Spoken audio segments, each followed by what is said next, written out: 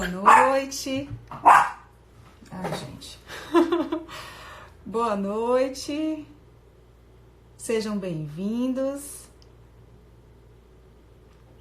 Boa noite, pessoal. Para quem está entrando, eu vi que já tinha algumas pessoas aguardando. Para quem está entrando, essa é uma live de Direito do Consumidor. Faz parte da Maratona MEG. Boa noite, Diego Constantino. Boa noite, Foco no MPE. Priscila. Sejam bem-vindos. Vou esperar mais um pouquinho, outras pessoas entrarem. Rafa, Kate, Ciro, Alana. Olá, chefe Arnaldo, aniversariante do mês. Ribeiro, Luciana, boa noite, boa noite. Opa, Alana, obrigada, boa noite, pessoal. Bem, tô vendo aqui que a gente já tá com bastante gente, acho que vocês estavam esperando, muito obrigada. Eu peço desculpa duas coisas. A primeira, o celular tá um pouco torto. Eu tive um contratempo com o meu cabo original e os meus outros cabos estão aqui meio enganchados, mas tá dando certo. Vocês estão me ouvindo bem? Eu não gosto muito de ficar de fone. Juliane tá me ouvindo? Bruno?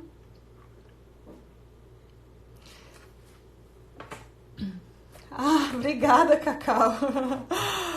Tudo bem, pessoal.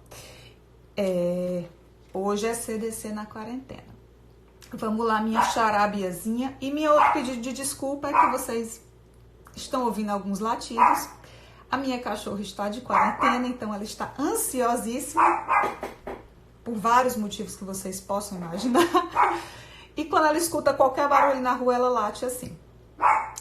Oi, Diego, tudo bem? Aqui de volta. Pessoal, vamos lá. Vamos começar para a gente não atrasar e prestigiar quem já está por aqui, né? Hoje nós vamos tratar do primeiro tema. Pois é, só que ela é uma fofa, só que ela late muito. Late e não morde. Nós vamos começar um tema que, em tese, é o primeiro tema que a gente tem que saber de direito do consumidor, afora princípios, né? A gente vai falar das 4 figuras mais importantes para o direito do consumidor, que são os integrantes da relação jurídica de consumo, sujeitos e objetos. Né? Eu estou falando aqui, se ela vier aqui, eu trago. Pessoal, há um pedido aqui para eu desativar os comentários durante o César pediu, durante a live. A gente tá falando aqui dos comentários porque eu acabei de começar. Eu vou deixar os comentários, vocês preferem? Deixa eu ver aqui como é que desativa. Eu não sei desativar, vocês sabem me informar aqui como é? Ah, achei. Pronto. Eu desativei momentaneamente os comentários. Depois eu abro, só pra gente fazer essa introdução e quem tá assistindo não se perder, né? Às vezes o comentário atrapalha um pouco. Pois bem, nós vamos falar aqui sobre as figuras que integram a relação jurídica de consumo, sujeito e objeto. Eu tô falando de fornecedor, quem é, o que é, como é, consumidor, produto e serviço, tá bom? Eu vou fazer o contrário. Eu sei que, em regra, a gente começa do sujeito e vai para os objetos, né? Até o próprio Código de Defesa do Consumidor começa definindo quem é consumidor, quem é fornecedor e depois passa para produtos e serviços. Eu vou fazer o contrário. Por quê? Porque a gente vai ter muito mais para tratar quando a gente falar de consumidor, principalmente, e fornecedor. Então, eu vou começar falando do objeto, que é mais simples, mas incrível que, apesar da singeleza da previsão legal, nós temos algumas pegadinhas importantes. Quando eu virar aqui para o lado é porque eu estou com o CDC aberto e o material também para fazer referência a alguns julgados, tá bom? Em breve eu ativo momentaneamente, eu vou dar tipo uns blocos, quando eu falar de produto e serviço, eu vou abrir aqui os comentários, pode ser que tenha alguma dúvida, depois vou passar para fornecedor e, por último, consumidor. Essa é a nossa missão de hoje, tá certo? Vamos lá. Eu vou começar com o produto. Tudo bem, todo mundo sabe que a relação de consumo, ela envolve tanto o fornecimento de produto ou, na verdade, de serviço. Ok, mas o que é o produto? A gente, às vezes, não para pensar, né? O que é produto? O CDC define, no artigo 3º, parágrafo 1º, singelamente que produto é qualquer bem móvel ou imóvel E aqui vem uma pegadinha que às vezes ainda cai em concurso. Bem material ou bem imaterial. Recentemente, se eu não me engano, ano passado, nós tivemos uma questão de concurso da magistratura que cobrou se bens imateriais podiam ser produtos, objeto de relação de consumo. Podem. A gente tem aí amplamente nossos produtos digitais, softwares, enfim, são produtos inclusive muito desejados, muito apreciados na nossa vida atual, tecnológica. Né? Então não tem nenhum debate sobre isso. Se cair na sua prova, uma prova de banca mais simples, uma VUNESP, pode ser que cobre apenas essa literalidade, tá? Agora uma pergunta. E eu fico com vontade de abrir os comentários para isso, que eu queria ver a interação de vocês nesse momento. Eu vou abrir, se incomodar muito eu volto, tá bom? O produto, ele precisa ter remuneração para que haja a configuração de produto na relação de consumo, para fins do CDC. Eu preciso que esse produto tenha remuneração? Alguém? O pessoal está preferindo que desative. Eu vou esperar alguém se manifestar em contrário, senão eu vou desativar. Sim, Paloma. Acredito que sim, o Pablo. Rapidamente, gente, só porque eu queria uma interação nessas dúvidas. Hanna, não. Não. Leonardo, não. Pois é. Eu vou desativar aqui de novo. Não. Realmente, quem está dizendo aí que não precisa ter remuneração ganhou. Por 2 motivos. O primeiro é literal. Quando a gente compara, olha como a gente ainda cai, por mais que seja matéria arroz com feijão, que eu pegando aqui, né, o mote do Rafael Maia, meu chefe, meu professor, meu grande amigo, ele tá dando umas dicas no perfil dele, prof.Rafael Maia, muito bom. Ele tá dando umas dicas dizendo assim, vamos voltar ao arroz com feijão. E a nossa meta aqui nessa maratona também, por mais que a gente tenha conhecimento de milhões de temas profundos de direito do consumidor, às vezes a gente cai nisso. Gente, o CDC fala que produto é qualquer bem móvel, imóvel, material ou imaterial. Não exige remuneração. E por que a gente sabe que em algum momento exige? Porque quando tem no parágrafo de baixo a definição do que é serviço, a gente vai já chegar lá, o CDC exige remuneração. E para o produto não. Então, cuidado. Não há exigência legal de que o produto seja remunerado. Inclusive, podemos pensar aí fazendo uma associação com o artigo 39, parágrafo único. Quem tiver com o CDC em mão ou no computador, dá uma olhadinha, que aí vai fixando, né, os conceitos. O artigo 39, parágrafo único, vai dizer que equipara-se a amostra grátis os produtos enviados sem solicitação. E vai se aplicar, por mais que seja uma amostra grátis, vai se aplicar o CDC, né? Então, fica essa observação, mas a principal forma de entender que o CDC não exige remuneração por produto é a própria comparação entre os parágrafos 1º e 2º do artigo 3º, tá bem? Não tem maiores, digamos assim, desassossegos com relação a produto. Eu já vou passar para o nosso segundo objeto da relação de consumo, que é o serviço. Aí nós vamos ter mais alguns detalhes. O que é o serviço? Vamos começar de novo da letra legal, porque lá também tem pegadinhas. É qualquer atividade fornecida no mercado de consumo. Regra.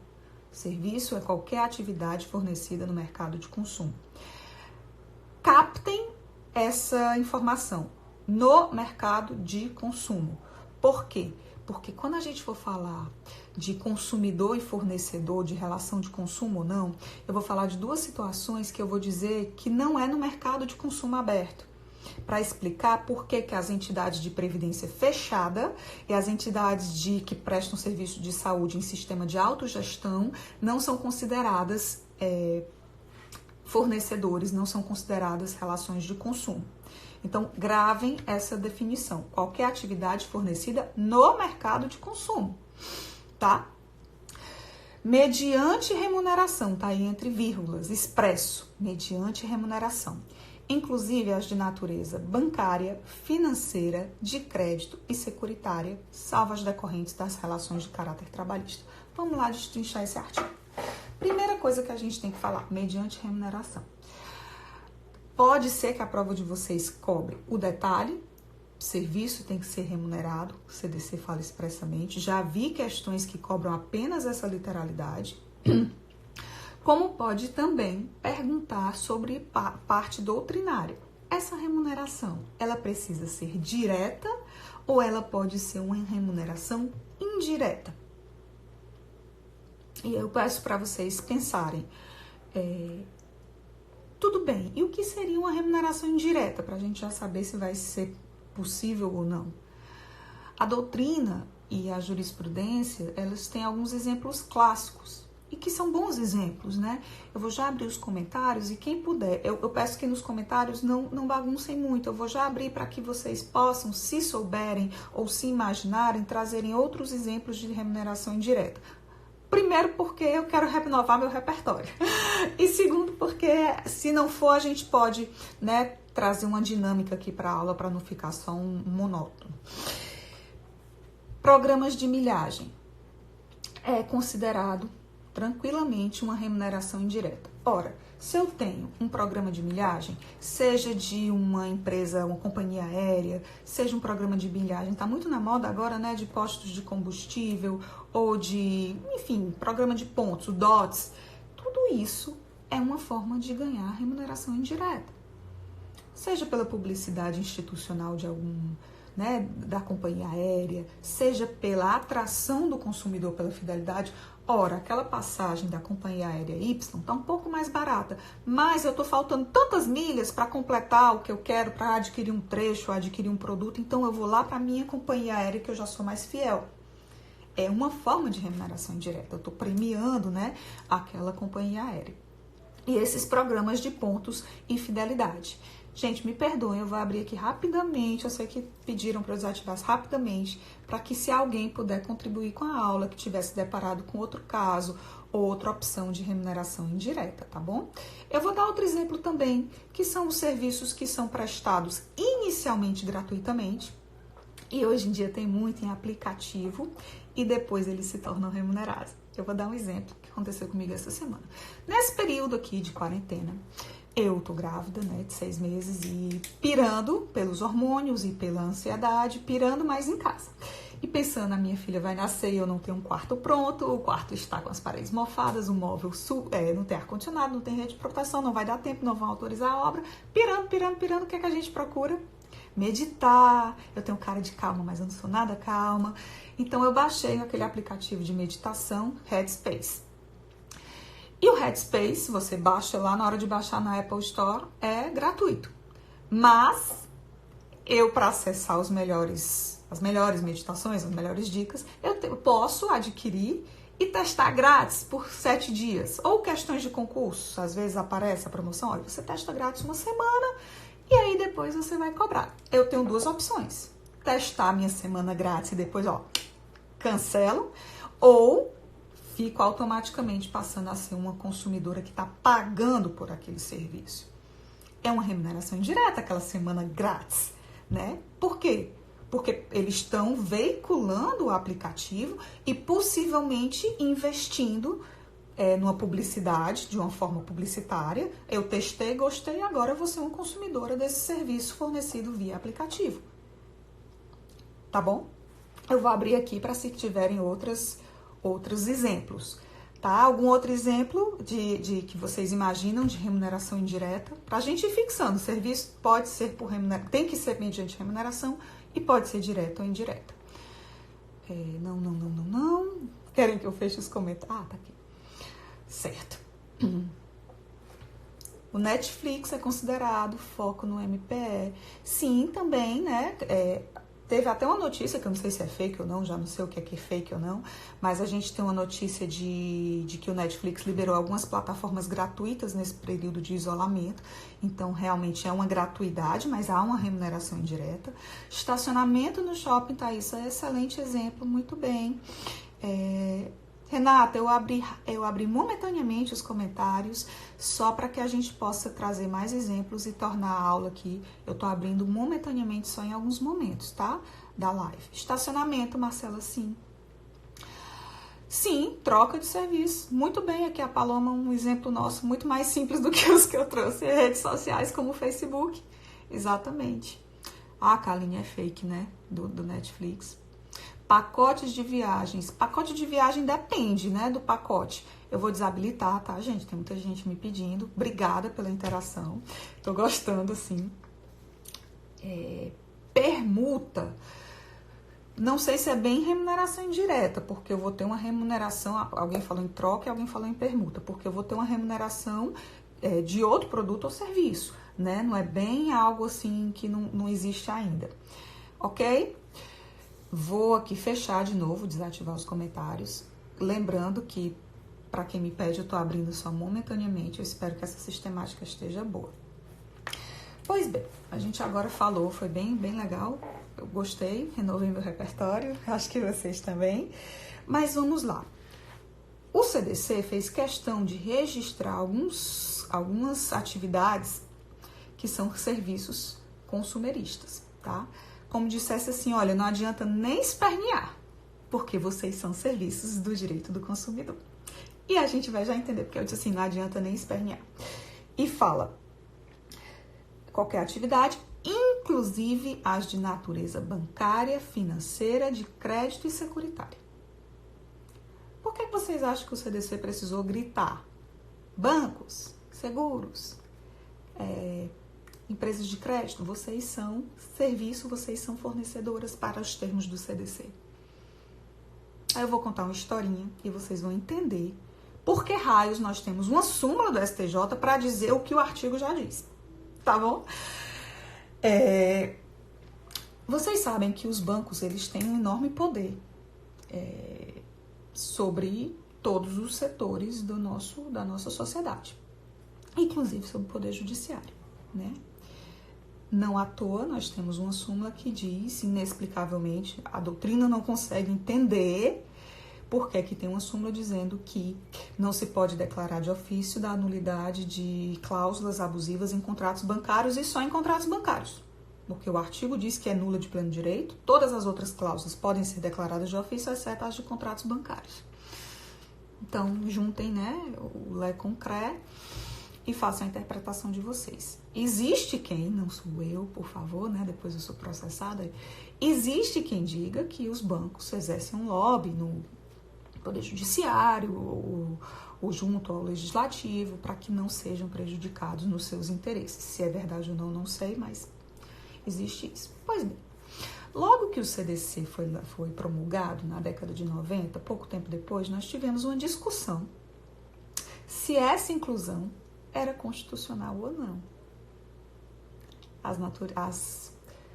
As atividades de natureza bancária e financeira. E foi considerado que sim. Tem julgado dos tribunais superiores dizendo, ei, é relação de consumo, sinto muito. E aí o STJ editou, é por isso, entre outros motivos, que existe a súmula 297 do STJ, dizendo que aplica-se o CDC às instituições financeiras. É por isso que a súmula está dizendo óbvio, que já tem na lei, dentre outros motivos, tá? Eu queria contar essa historinha para que a gente pudesse trazer à lume a súmula e vocês pudessem fixar. Mas além das atividades de natureza bancária e financeira, nós temos também a inclusão expressa das atividades de crédito e securitária. Vamos abrir um parêntese aqui para já falar sobre seguros. Seguro é um negócio que influencia muito o mercado de consumo. Seguro, em regra, é uma atividade que integra a relação de consumo. Em regra, atrai a incidência do CDC. Vocês estão percebendo que eu estou fazendo questão de dizer em regra, em regra, em regra, em regra? Pois é. Porque nós estamos falando, em regra, do seguro facultativo. É aquele seguro que eu contrato para o meu carro voluntariamente. Eu posso contratar ou não, ele é facultativo. Eu contrato para me proteger da pessoa prejuízo, o seguro que eu contrato para minha casa, né, e vários outros que nós temos. Mas existe, por exemplo, um tipo de seguro que quase caiu aí, né, recentemente, que é um seguro, eu não sei se a nomenclatura é correta a título de direito civil, mas é a nomenclatura que hoje existe e que é conhecida por todo mundo. Existe um seguro obrigatório. E quando a gente fala em obrigatório, é que ele é impositivo. Ele é legal. Ele decorre de uma obrigação legal. Eu não tenho opção. Dora novamente. Eu não tenho a opção de dizer que eu não quero esse seguro. Eu não tenho a opção de chegar ao boleto, eu até tenho, mas eu tenho que me virar com as sanções disso. Chegou o seguro, o boleto para eu pagar lá o valor do seguro DPVAT, eu não pago. Né? A gente sabe que tem que pagar. É um seguro obrigatório. Esse seguro obrigatório é exceção. Por quê? Porque a natureza jurídica dele, apesar do nome consagrado no nosso dia a dia, na lei e tudo, a natureza jurídica dele não é bem de seguro. É meio que de uma taxa, de um tributo. Mas a gente chama seguro DPVAT. Mas cuidado, se cair perguntando se o seguro DPVAT é um serviço nos termos do Código de Defesa do Consumidor, não é. E aí nós temos, se a minha cabecinha não está enganada, no informativo 614, eu não chequei aqui, mas acho que é isso, do STJ, um julgado, já eu pesco aqui no meu material o número do julgado e passo dizendo o óbvio, que o seguro DPVAT não atrai o CDC. Não é uma relação de consumo, não é uma relação impositiva, é quase uma relação administrativa, né? De tributo, de imposição mesmo do Estado sobre o cidadão. Tá bom? Por isso que eu quis fazer aqui esse parêntese. Ainda sobre o parêntese de seguro. Gente, a gente não tem 1, nem 2, nem 3 julgados sobre seguro que se aplica o CDC, não. A gente tem uma miríade, assim, uma gama de julgados do STJ. E atenção, muita atenção, porque eu já passei por isso. Vocês sabem quando a gente lê lá o informativo, que tem a classificação da matéria? Tem direito do consumidor, direito civil, aí às vezes vem assim, processo civil consumidor, direito civil e consumidor. Pois bem, já teve julgado envolvendo seguro facultativo que foi cobrado em prova de conteúdo programático de direito do consumidor. Eu não tinha colocado isso nos primórdios, tá? Eu não tinha colocado no material, porque eu achei que nunca iam cobrar, apesar de ter matéria consumerista, nunca iam cobrar um julgado que foi classificado só como direito civil no informativo. E caiu. Ainda bem que a gente olha todas as provas e esses julgados. Assim, é um alerta para que nós... Eu vou precisar só ajustar aqui o cabo. É um alerta para que nós tenhamos cuidado, inclusive, quando a gente for ler a jurisprudência, né? Não confiar 100% naquela terceira pessoa que faz o ranking ou então a classificação dos julgados, tá bom? Então, se vocês às vezes se depararem, eu sempre tô tendo esse cuidado no material, para quem é nosso aluno da regular, da extensiva, das retas finais, esse cuidado eu tenho, mas se você não tem esse material, cuidado ao ler os informativos e se deparar com só de civil, falando de seguro, às vezes é matéria consumerista também. Vamos em frente? Tá tudo bem? Vamos lá agora falar dos nossos calos, quem é fornecedor e quem é consumidor. Eu vou começar pelo fornecedor, porque é mais fácil, é menos coisa, e por fim, para a gente fechar, a gente vai para o assunto mais complicado, que é consumidor. Né? E as nossas milhões de dúvidas, milhões de situações. Aplica-se o CDC ou não se aplica? Né? E que é o cerne, inclusive, que é o que tem caído como grosso nas provas. Quase toda prova atual, principalmente magistratura, tem pelo menos uma questão envolvendo a temática, tá? Então, vale a pena ficar até o final. Pois bem, quando a gente olha aqui a definição de fornecedor, nós temos que é toda pessoa física ou jurídica, pública ou privada, nacional ou estrangeira, bem como os entes despersonalizados, que desenvolvem atividade de produção, montagem, criação, construção, ou comercialização de produtos ou prestação de serviços. Vejam a abrangência do artigo. Praticamente diz que é fornecedor, qualquer pessoa que se meta a vender alguma coisa, né? A gente vai ver que não é bem assim. Mas vamos lá como os outros destrinchar o artigo. Percebam que nós podemos ter fornecedores, pessoas físicas ou jurídicas, tá? Não é só pessoa jurídica. Nós podemos, inclusive, ter fornecedores que não têm uma personalidade jurídica. Uma sociedade irregular, um ente despersonalizado, pode vir a ser fornecedor, desde que o principal é fornecer uma atividade, um serviço ou um produto, nos termos que a gente já viu, no mercado de consumo. Com outros requisitos que a gente vai já falar.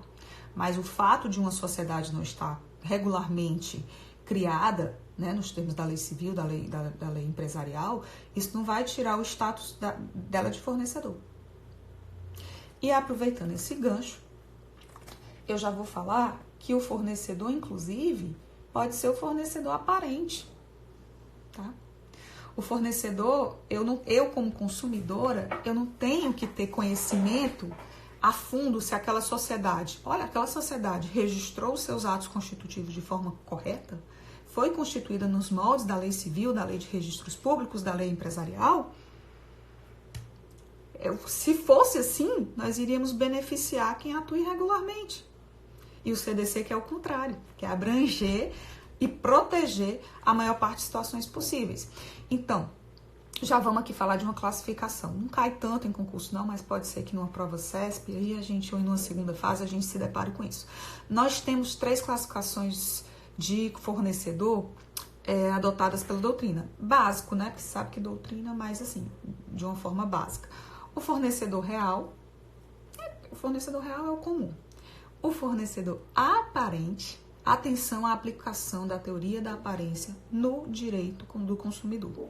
A gente sabe que existe no direito civil, no direito empresarial. Vamos também ter a teoria da aparência no direito do consumidor. Inclusive, tem um julgado do STJ de 2019, informativo 642, para quem quiser anotar e pegue uma caneta, é o RESP 1.580.432 de São Paulo, que trouxe a temática e adotou a teoria da aparência expressamente para considerar numa determinada relação o fornecedor como aquele que transparece para o mercado de consumo como sendo fornecedor. Eu vou falar desse julgado mais na frente, mas eu queria só já deixar registrado, tá? Então, o fornecedor ele pode ser o aparente. Ora, se ele pode ser o aparente, imagine se não pode ser uma sociedade que se constitui de forma irregular ou um ente despersonalizado. Tem essa não, vou me esconder atrás da minha própria torpeza de jeito nenhum, vai responder sim. E também nós temos o fornecedor presumido, que é um conceito um pouco mais difícil, eu nunca vi sendo cobrado em prova, nem de primeira nem de segunda fase, mas é uma classificação que a doutrina inventou para abranger algumas situações, como por exemplo a do comerciante do produto anônimo, tá? Vamos passar em frente, isso aqui eu não vou tratar com vocês agora. Pois bem, além de poder ser pessoa física ou pessoa jurídica ou ente despersonalizado, nós temos que o fornecedor pode ser de natureza pública ou privada. Privada, ok. Mas por muito tempo se debateu, por exemplo, se as pessoas jurídicas de direito público, concessionárias de direito público, seriam fornecedoras nos termos do CDC. E a resposta é sim.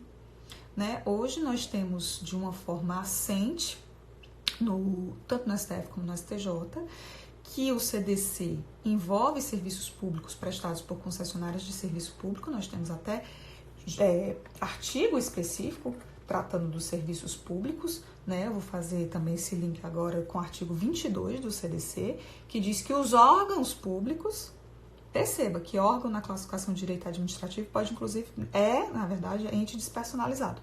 Os órgãos públicos, por si ou por suas empresas, total ou parcialmente, serão pessoas jurídicas compelidas a cumprir as obrigações e reparar os danos.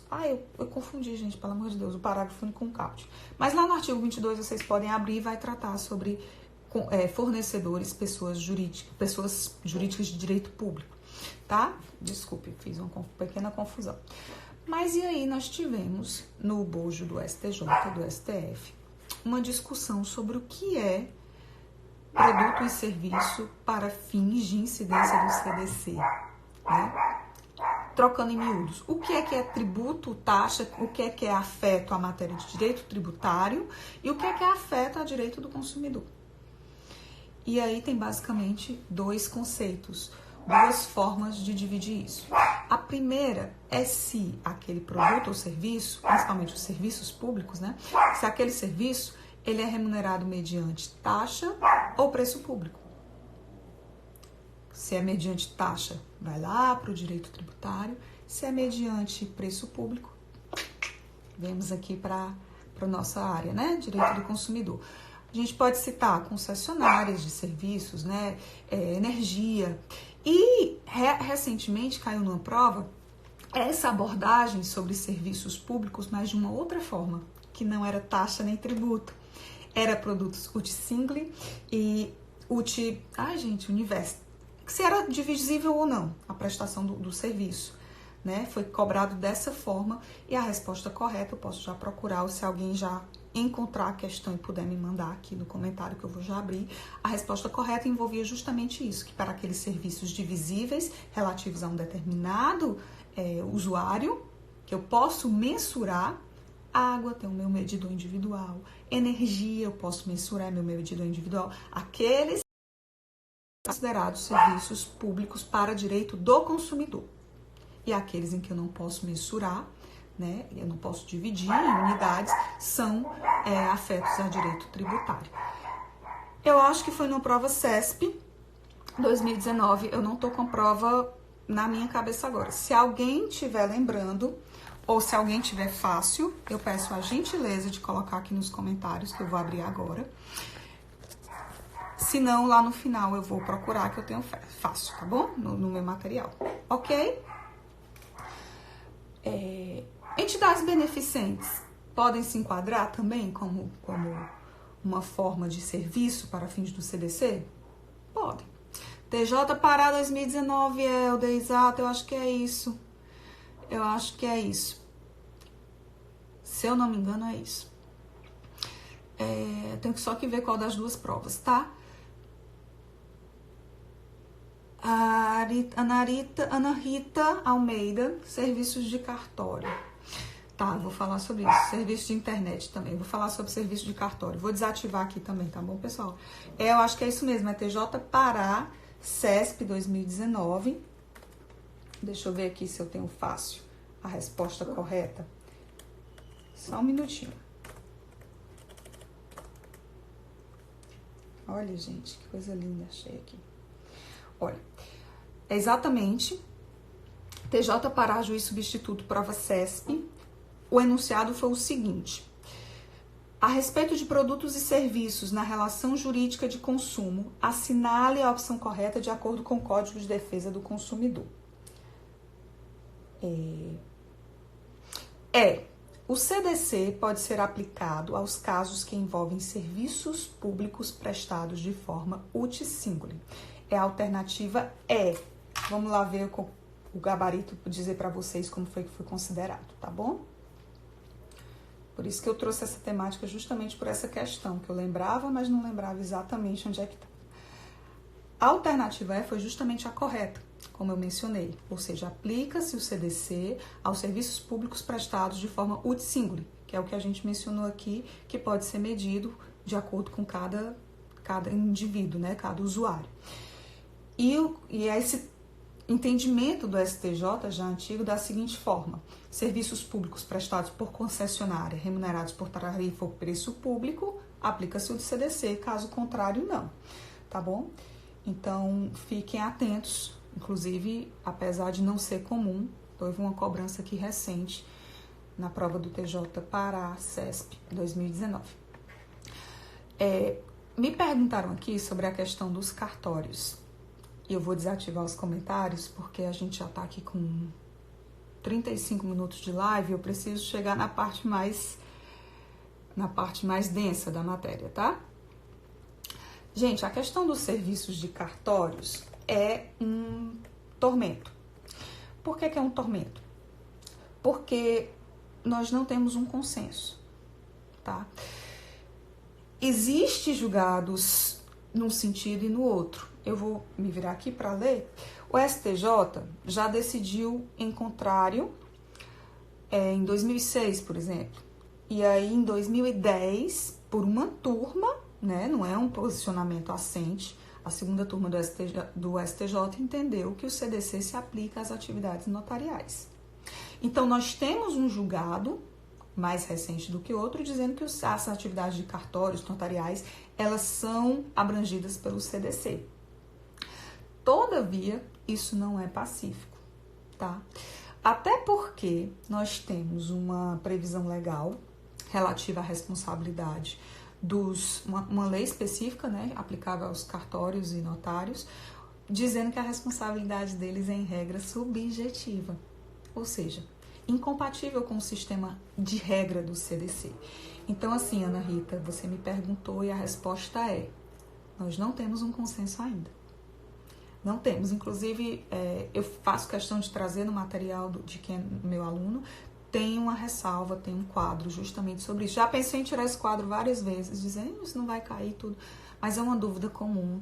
E eu nunca vi sendo cobrado em prova de concurso justamente porque é uma bomba, né? Você pisa, sabe aquele joguinho, você pisa, a bomba explode. É pedir para anular a questão. Então, não tenho visto essa cobrança, mas fica aqui para sua dúvida prática. Ok? Pois bem, gente, fornecedor, eu acho que é isso. Não tem mais nenhuma... tem, minto. Lembra que eu disse assim, mas qualquer pessoa vende qualquer coisa, qualquer produto e serviço é fornecedor? Tem 2 requisitos básicos, ou alguns consideram que é um só, para que eu seja considerado fornecedor. Se eu tenho, por exemplo, um equipamento aqui na minha casa que eu não uso, eu boto na OLX. Gente, alguém quer comprar? Eu sou fornecedora? Não. Por quê? Porque eu não exerço essa intermediação, essa atividade de venda, de disposição de produtos ou serviços no mercado de consumo de forma habitual, nem de forma profissional. Então, não é porque alguém vende esporadicamente ou unicamente uma vez um determinado produto ou serviço que essa pessoa vai ser automaticamente considerada fornecedora. Há um requisito implícito, não está escrito no CDC, mas há um requisito implícito, 2 requisitos, que exerça de forma profissional e que haja habitualidade no desenvolvimento da atividade, tá?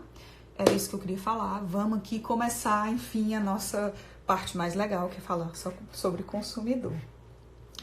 Gente, como eu disse, essa é a cereja do bolo. Por quê? Por mais que seja um assunto muitas vezes batido, e eu não aguento mais falar das últimas súmulas do STJ sobre os casos em que se aplica ou não o CDC, porque eu tenho a impressão que todo mundo diz, essa professora é uma retardada. A gente lá falou isso 500 vezes e continua aqui falando da súmula 608, da súmula 602, da súmula 479, que foi cancelada. Ela acha que a gente ainda não sabe. Mas é porque toda prova da magistratura está caindo, por exemplo.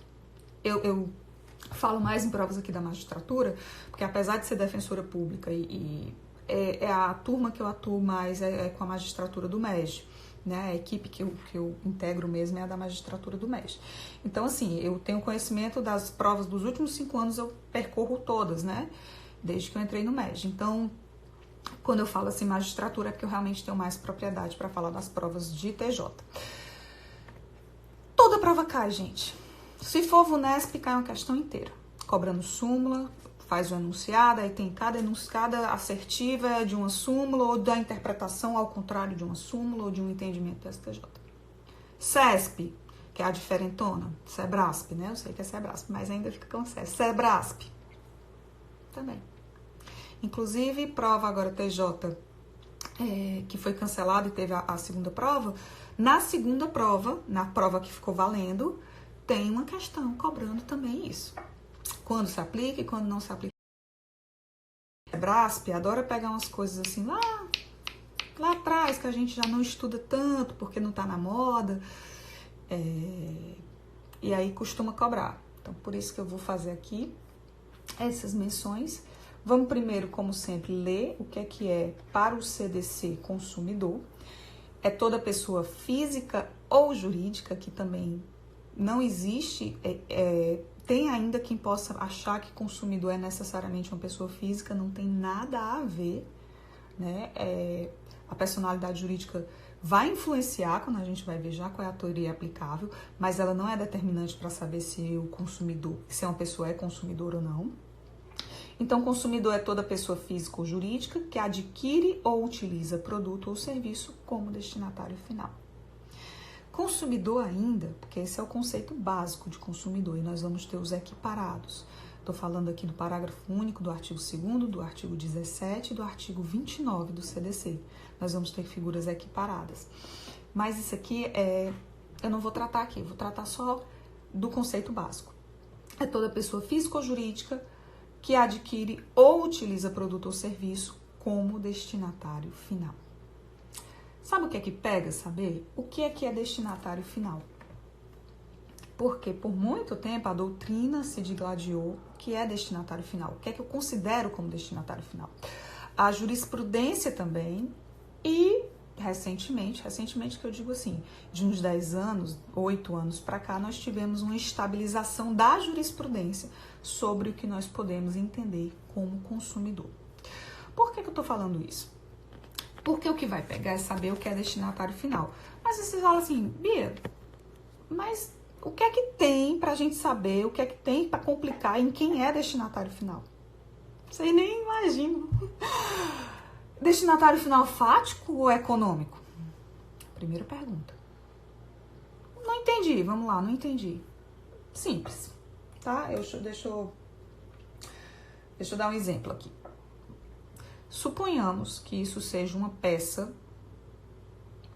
de encaixe, um insumo, uma peça mecânica que eu posso utilizar para fazer um conserto na minha casa. Olha, uma roldana, isso aqui vai encaixar, e aí eu vou comprar. Recebi, coloquei na minha casinha, aparafusei lá o que não estava prestando, tudo bem. Agora imagine que eu sou uma multinacional que encomendei milhões de unidades dessa pecinha aqui, dessa peça, suponhamos que seja uma peça parecida com um arroz, com um parafuso. E aí, todo mundo é destinatário? E aí tem a diferença, quem é destinatário fático ou destinatário econômico. Percebam, ambos somos destinatários fáticos. A rodinha vai chegar na minha casa, vai chegar no estabelecimento lá da empresa. Mas seremos os dois destinatários econômicos? Percebam que eu, quando adquiri essa rodinha, eu encerrei uma cadeia. Parou ali, na minha casa.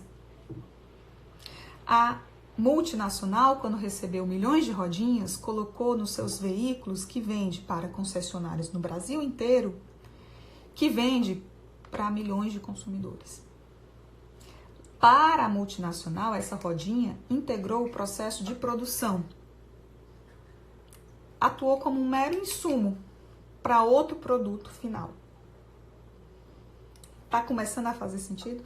Então, é por isso que nós temos duas grandes doutrinas para dizer o que é consumidor. A teoria maximalista ou objetiva e a teoria minimalista, finalista ou subjetiva. A teoria maximalista ou objetiva, vamos lá pra gente não, isso eu acho a cara de segunda fase. Vamos lá pra gente tornar bem fácil, né? Aqui. Perceba, maximalizar, objetivar. Por que a teoria é máxima? Porque eu vou abranger o máximo de situações possíveis com a incidência do CDC. Porque eu não vou considerar a minha intenção. Ao adquirir a rodinha, eu só vou considerar que a rodinha saiu de algum lugar e chegou aqui, ou na minha casa ou no estabelecimento. É por isso que a doutrina é considerada, essa teoria é considerada objetiva ou máxima. Eu não vou levar em conta a minha intenção, tá? Vale-se do conceito jurídico de consumidor e o destinatário final para essa doutrina, para essa teoria, para essa grande teoria, né? Porque são milhares dentro dela, é só fático. Se chegou aqui no meu... Eu não fui destinatária? Fui. Seja eu, Beatriz, ou seja a multinacional. Chegou lá, rodinhas, milhões de rodinhas. Essa, gente, não é a doutrina que encontra predominância. Nem na nossa doutrina, nem na nossa jurisprudência. E aí nós temos a outra gama de doutrinas, de teorias sobre a figura do consumidor, que é a teoria minimalista. Eu vou abranger menos hipóteses. Eu vou restringir o âmbito de aplicação do direito do consumidor, do CDC. Ou teoria finalista, percebam que eu estou dando vários nomes, mas que se a gente raciocinar vai fazer sentido. Por que finalista? Porque aqui eu vou analisar que a Bia não teve a finalidade de usar essa rodinha para integrar uma produção, né, uma cadeia de consumo que permanece.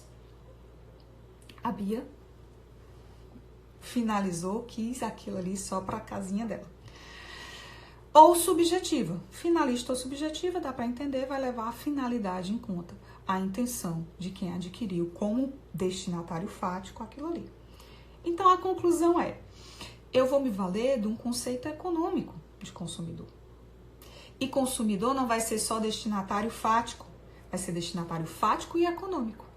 Eu posso dizer que a multinacional que comprou milhões de rodinhas e colocou em milhares de veículos é o destinatário final econômico? Por quê? É uma linha. A cadeia de produção veio aqui, quem produziu isso, quem produziu isso, quem produziu aquilo. A montadora está aqui, colocou várias rodinhas e continua concessionária, loja, consumidor final que vai adquirir o veículo. Então, a teoria que hoje predomina são as teorias finalistas ou minimalistas ou subjetivas. Ok. Terminou. O STJ vinha adotando a teoria minimalista. Mas aí, num julgado famoso da ministra Nancy Andrighi, que eu vou citar aqui se vocês quiserem, mas eu acho que nem precisa, tá, gente? Nem precisa ler, não. É só se vocês realmente tiverem essa curiosidade. É o RESP 195642 do Rio de Janeiro. É de novembro de 2012. Eu lembro que quando eu estava estudando para concurso, esse RESP era tipo cara de prova, porque era recente. E ela vai trazer um conceito intermediário da doutrina finalista. Quem aí sabe? Que atualmente é considerada aplicável pelo STJ. Aplicável não dizendo só que é aplicável, como nesse julgado da ministra Nancy, né? Que ela vai dizer, olha, a teoria que vige atualmente, que deve vigiar a teoria finalista aprofundada, mais fundo lá o negócio, ou mitigada. Mas nós vamos ter exemplos de casos concretos que são julgados, e não é enfrentado expressamente nomes de teorias em tudo, mas implicitamente no julgado é aplicada a teoria finalista mitigada ou aprofundada. O que é que isso quer dizer? Que, em regra, nós vamos ter a nossa teoria minimalista. Fechar mais. Eu preciso ser destinatário final fático e econômico. Mas existem situações em que a tônica vai ser dada por outro conceito fundamental para o CDC. A vulnerabilidade. Pode haver situações em que eu tenha um destinatário fático, que não é necessariamente um destinatário econômico, ou seja, aquilo, o produto ou serviço adquirido, ele vai continuar a rodar na cadeia de consumo, mas eu vou considerar aquele intermediário, aquele consumo intermediário, como sujeito à aplicação do CDC. Por quê? Porque aquele que adquiriu vai ter uma vulnerabilidade. Tem um exemplozinho, que eu não sei se é da doutrina ou se foi a ministra Nancy, mas que é muito claro. Imagine uma pequena costureira que costura para fora, para o bairro. Ela adquire um conjunto de linhas. E aí ela faz pequenas costuras ou pequenos consertos como atividade da vida dela. Né? É o ganha-pão dela. Ela faz aquilo de forma profissional e habitual. Mas não seria uma injustiça aquela pessoa que é dotada de tamanha vulnerabilidade não ser considerada consumidora para fins protetivos do CDC, que é uma norma protetiva? Foi essa a ponderação feita pelo STJ. E é essa a regra atual. Bia, mas e aí? Quem é que vai ser vulnerável ou não? Caso concreto. Caso concreto. E vai chegar e vão continuar chegando vários casos concretos no STJ. Vou dar um exemplo. Chegou ao STJ, se eu não me engano, esse informativo é de 2018, acho que é 2017 ou 2018, a seguinte situação. Eu tinha um contrato de transporte de carga atrelado a um contrato de compra e venda de insumos. Vou já dizer aqui o informativo para vocês. Eu acho que é o informativo 600, tá? E o STJ analisou se aplicava ou não. Teve um problema na carga, né, do transporte da carga, não sei se perderam, desviaram, uma coisa assim. E essa situação chegou ao STJ para saber se era um defeito do serviço ou não. E para ser um defeito ou não, nós precisamos primeiro saber, é relação de consumo ou não é? E o STJ entendeu que nessa situação, como eu tinha um contrato de transporte de carga vinculado a um contrato principal de compra e venda de insumos, gente, insumo já é nome de produção industrial. No caso concreto, o STJ analisou e entendeu que não havia vulnerabilidade, que na verdade nós tínhamos ali um consumo intermediário. e, portanto, não se aplicava o CDC. Estou tentando achar aqui no material, porque eu estou resumindo, né, da minha livre cabeça, mas tem um julgado, eu queria deixar aqui especificar. Pronto, achei. É um julgado de 2017, informativo 600, correto? É o RESP 1442674. Vou ler aqui a ementa. Contrato de transporte de mercadorias vinculado à compra e venda de insumos sem constatação de vulnerabilidade do consumidor profissional ante o fornecedor. Tá bom? Vamos lá, então, para o nosso bate-bola. O que é, o que não é. Eu tô fazendo aqui uma propaganda, puxando meu peixe, para que vocês, quem não é aluno do MEG, vale a pena a nossa turma regular. A gente faz todo esse trabalho autoral. Para quem faz parte das nossas turmas em que eu sou professora, eu trago uma tabela de situações assemelhadas ou não, e o bate-bola aplica ou não aplica o CDC. Tem aí dezenas de casos na tabela, eu não vou poder trazer todos aqui, vou trazer alguns, seja porque são mais recentes, seja porque eu dei uma olhada e vi em provas que eu pesquisei recentemente, tá bom? Então, eu vou começar das súmulas que vocês não aguentam mais, mas eu vou fazer rapidinho. Primeiro, se aplica o CDC aos contratos de plano de saúde, prestação do serviço de plano de saúde. Todo mundo sabe disso, né? Nós tínhamos uma súmula antiga, súmula 479 do STJ, que foi cancelada e substituída pela súmula 608 do STJ. Por quê? A súmula dizia só, aplica-se o CDC aos planos de saúde. Não fazia nenhuma ressalva. Só que a jurisprudência do STJ já tinha evoluído para considerar a natureza jurídica distinta de alguns planos de saúde, que são as chamadas entidades administradas por autogestão, né? Planos de saúde administrados por entidades de autogestão. E essa exceção, por mais que tivesse assente na jurisprudência, não estava no enunciado da súmula. Então, nós tivemos basicamente uma substituição. Tivemos a substituição da súmula 479 pela 608, de modo que agora a 608 contém a regra e a exceção.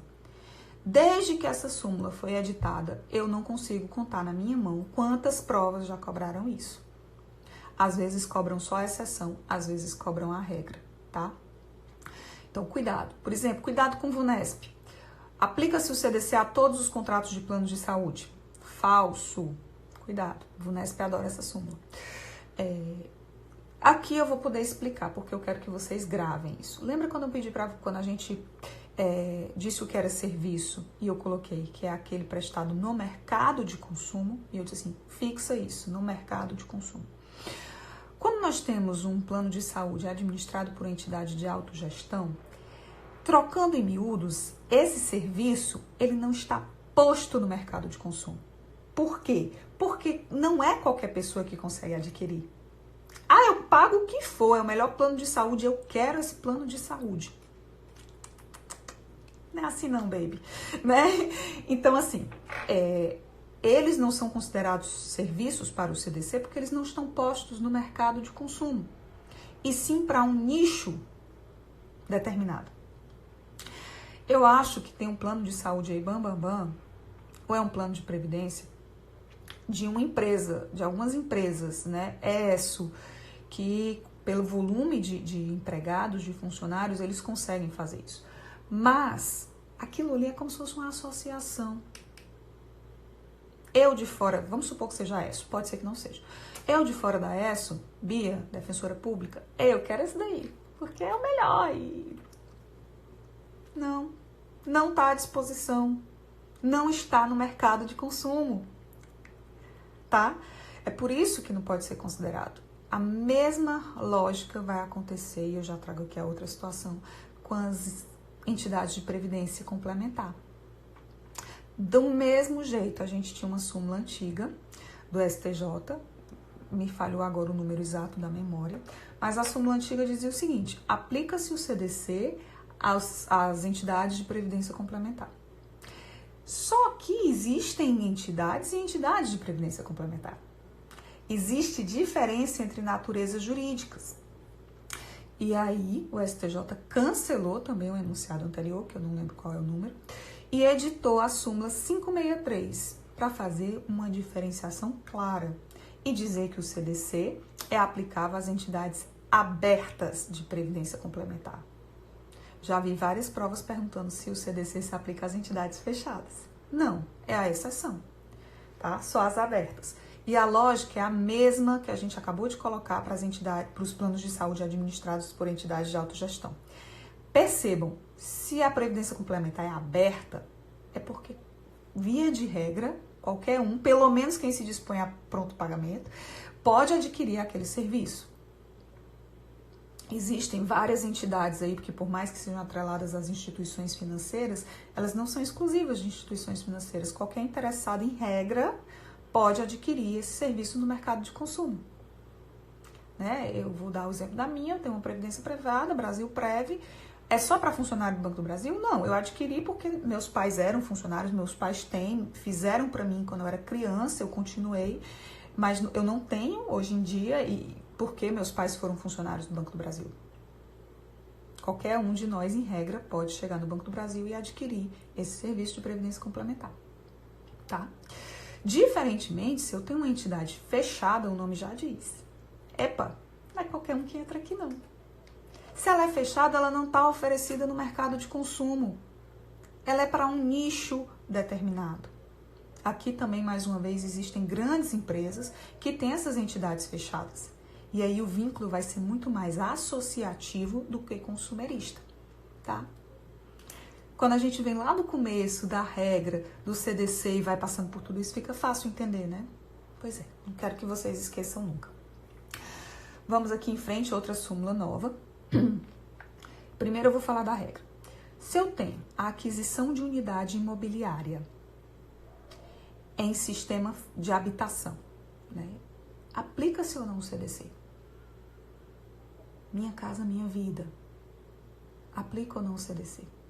Em regra, sim, tá? Em regra, nós vamos aplicar o CDC aos empreendimentos habitacionais de uma forma geral. Sistema financeiro de habitação, se aplica o CDC? Milhares de julgados do STJ. Pacífico. E aí vem a súmula também, para dizer, a súmula 602, para dizer que o CDC vai se aplicar aos empreendimentos habitacionais promovidos por sociedades cooperativas. CDC se aplica a empreendimentos habitacionais, até aí nenhuma novidade. A novidade da súmula é dizer que, mesmo que o empreendimento seja promovido, né, ou financiado, ou arquitetado, ou construído por uma sociedade cooperativa, vai se aplicar o CDC. Nenhum impedimento. Ora, eu também, se eu contratar um médico integrante de uma cooperativa, eu não tenho, né? Não se aplica o CDC em regra? É a mesma lógica, tá? Gente, tá dizendo que eu só tenho 2 minutos. Eu posso sair e voltar? Nossa, eu vou continuar aqui. Uma exceção, nunca vi ser cobrada em prova, mas está lá na jurisprudência do STJ, no que diz respeito aos empreendimentos habitacionais integrantes do sistema financeiro de habitação. Existe uma modalidade de... Vocês querem que eu volte ou querem já que eu encerre? Falta 1 minuto e meio. Estão cansados? Acho que a gente precisaria mais de uns 10 minutos. Vão dizendo aqui, tá? Eu ativei os comentários, eu vou falando. Obrigada, eu vou voltar então. Tem alguém que disse que eu posso ficar mais 1, 2 horas. São os empreendimentos habitacionais do sistema financeiro de habitação custeados por um fundo específico, o Fundo de Compensação de Variações Salariais. Essa é a única hipótese conhecida. Vitor, você está me ouvindo? Que não se aplica, tá? Eu vou encerrar porque eu tenho alguns segundos e vou aproveitar para mandar um beijo especial. Pode ser que tenha mais gente aqui maravilhosa que eu amo, mas eu vou mandar um beijo aqui para o Vitor, que foi meu estagiário e que hoje é um advogado criminalista, ó, aqui no Ceará, pessoa da mais alta capacidade, eu admiro muito, tenho que informar, né? E eu sei que uma grande amiga minha, que também dá aula de Direito do Consumidor, e eu tenho até vergonha dela me assistir, a Lara Teles, lá da concorrência, mas a gente é amiga de verdade. Queria mandar um beijo imenso, minha grande amiga, você é madrinha dela de casamento. Vamos lá, já tem bastante gente. Olha como vocês ficaram. Vamos lá continuar. Falou, mas a gente encerrou 1 hora, nem vi passar. Estamos colocando de novo. Vamos lá, gente, para vocês poderem ir. E que bom que a gente está fazendo da nossa quarentena mais produtiva do que votar na Manu ou no Prior. Eu não sei nem quem são, porque eu não assisto, mas façam mais do que votar neles, tá? Tá sem som? Alguém tá me ouvindo? Nelma, eu acho que alguma coisa no seu celular, porque eu tô vendo algumas pessoas falando aqui e eu acho que estão entendendo, tá? Ok? Vamos lá. A gente parou na súmula 602. Vamos aqui em diante. É porque o meu carregador tá aqui pendurado e o celular tá bom. A gente já falou, para quem acompanhou desde o início, mas para quem não acompanhou eu vou revisar. Com relação ao seguro, ao contrato de seguro, nós temos em regra a aplicação do CDC ao contrato de seguro facultativo, que é aquele lá previsto no Código Civil e nos regramentos específicos.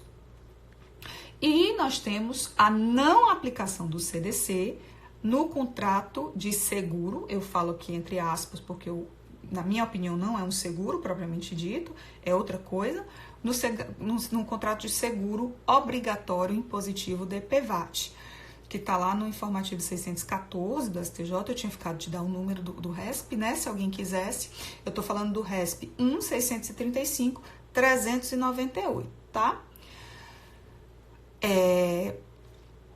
Tá ruim, gente? Eu vou entrar e sair, tem várias pessoas falando que o som tá ruim, e que tá travando. Então, eu vou entrar e sair, tá bom? Por isso é que eu vou entrar e sair. Oh, não, é a Neuma. Acho que é abandonar a Neuma. Não sou eu, não. Então, eu vou ficar.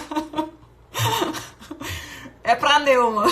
Neuma, entre e sai que pode ser que dá certo. A gente também falou sobre a aplicação do CDC às instituições financeiras, contou lá desde o começo, né, da súmula do 297. Mas tem algumas situações que podem causar uma dúvida quando vocês lerem o informativo, o julgado, ou se depararem achando que a professora tem a súmula e como é que não se aplica. Aí a gente vai ter que saber que foram casos em que o STJ fez um distinguishing, né, distinguiu as situações, especificou as situações e não aplicou a súmula 297. Eu tô falando aqui de um julgado recente, eu ainda não vi cobrar em prova de magistratura, mas eu acho uma boa aposta. Dizendo que o CDC é inaplicável ao contrato de fiança bancária, acessório ao contrato administrativo. Onde é que tá a pegadinha? Onde é que tá o distinguishing desse julgado? Né, informativo super recente do STJ, é o seguinte, gente, a fiança bancária, em regra, ela vai atrair o CDC, é claro, o CDC diz que se aplica, às instituições financeiras, nós temos uma súmula dizendo de novo o que o CDC diz, mas esse julgado é diferente, e houve o distinguishing, quem lê o inteiro teor, esses julgados assim, eu costumo ler o inteiro teor antes de fazer o material, por que é que, nesse caso em específico, o STJ entendeu que não se aplicava o CDC ao contrato de fiança bancária? Porque o contrato principal era um contrato administrativo, com algum ente da administração pública. E, como tal, vai ser regido pelas regras de direito administrativo, normas públicas. Se eu tenho um contrato principal e um contrato acessório, qual é a regra básica do direito e da vida? O acessório segue o principal. E foi esse o argumento básico utilizado pelo STJ. Então, atenção, se vocês se depararem com essa notícia desse julgado, não se desesperem. Houve um distinguishing aí. O CDC é inaplicável ao contrato de fiança bancária, acessório a contrato administrativo. Então, não vou aplicar a súmula 297. Tá bom? Foi um informativo 649, bem recente, no finalzinho do ano passado, do STJ. A gente já falou aqui dos planos de saúde, das entidades de previdência complementar. Vou falar aqui de um caso que caiu em alguma prova Sebrasp que eu pesquisei. Eu vou aplicar o CDC aos contratos de locação? Não vou. A relação locatícia entre condômino, aliás, entre inquilino, locador e locatário, ela não vai ensejar a aplicação do CDC, tá? Por que não? Porque nós vamos ter uma relação regida por uma lei própria do inquilinato, né? Chamada ainda lei do inquilinato, mas a lei de locação. É bem tranquilo, o STJ vem entendendo assim há séculos, então não se aplica o CDC à relação locatícia. Aí mais um alerta. Cuidado para vocês não confundirem relação locatícia com a relação de intermediação. Por quê? Nós temos corretoras imobiliárias, né? Aqui no Ceará nós temos várias. Muita gente tem imóvel e não tem tempo de ficar travando, procurando inquilino, lidando com inquilino, contrato e tudo, e terceiriza esse serviço, né? Então, existe um nicho muito forte dessas intermediadoras. Cuidado que quando eu adquiro um serviço de uma intermediadora dessa, aqui a minha relação Beatriz, que sou dona da casinha que vai ser alugada, e da intermediadora, da corretora imobiliária, a minha relação Beatriz corretora, ela não é de locação. O que é que está sendo contratado por mim? Um serviço de intermediação, de correção, de corretagem do meu imóvel. Então, essa minha relação não é de locação. E não sendo, em regra, se aplica ao CDC. Então, cuidado para não verem a chamada locação, corretora de imóvel locado, e automaticamente associarem a CDC não se aplica à locação, CDC. Cuidado, tá? Beleza? Outra questão que pode causar dúvida, que também é uma questão já antiga, mas a Sebrasp gosta de reavivar essas situações. Quando a gente tem condomínio. Uma coisa é a relação condomínio-condômino. Eu, Beatriz, com o meu condomínio aqui. Entre mim e o meu condomínio, não existe uma relação consumerista.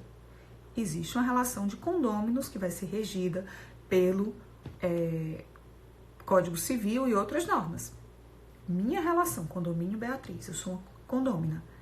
Mas o meu condomínio, ele pode ser pessoa, pode ser consumidor de várias empresas. Esse da locação, gente, são vários, não tem um informativo específico, são vários e vários julgados. Eu vou dar alguns aqui, 510.689 lá de 2007, 111.983, e não são nem RESP, são agravos regimentais nos RESPs, tá? São vários julgados. Se vocês colocarem na ferramenta de pesquisa do STJ, vai sair facinho. Pois bem, mas o meu condomínio, vamos supor, está bem na moda isso, pode adquirir um contrato de fornecimento de água, dessa água que da área comum do condomínio, ou da área comum de energia, ou um serviço de pintura, um serviço de jardinagem. O condomínio vai poder ser consumidor nessas relações externas. Não é consumidor nem fornecedor com as relações internas entre condomínio e condôminos, tá? Também decisões bem antigas, eu tô só trazendo para que vocês não esqueçam. Da mesma forma, percebam que eu tô falando de relações internas e relações externas, inquilino, locador, condomínio, e aqui eu vou falar de mais uma, consorciados. A gente tem um grupo de consórcio, e aí eu sou consorciada, o Vitor é consorciado, a Lara é consorciada, essa relação interna entre nós mesmos.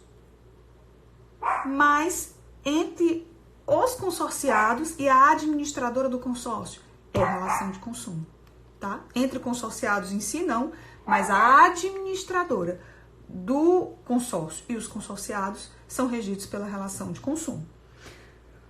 Ok? Gente, eu acho que podemos encerrar, tá? Eu queria agradecer muito. Eu não sei se ficou alguma dúvida. Teve algumas situações que não deu para eu tirar, né? Porque é um mundo, quando a gente fala em que é relação de consumo ou não, é um mundo. Eu queria muito agradecer a presença de vocês aqui. Eu adoro estar virtualmente ou presencialmente. O MEG para mim é um presente. Eu adoro, tenho muito apego com os meus alunos e não alunos, que Queria mandar um beijo, que vocês permaneçam firmes, estudando. A quarentena, ela serve para coisas boas também. Estabeleçam a rotina de vocês para que vocês possam render, tá bom? Muito, muito, muito, muito, muito obrigada. Para quem não conseguiu assistir ou para quem quer indicar a professora e o MEG, vai ficar salvo nos stories por 24 horas. E fiquem com Deus, bons estudos. A gente se vê em breve, tá bom?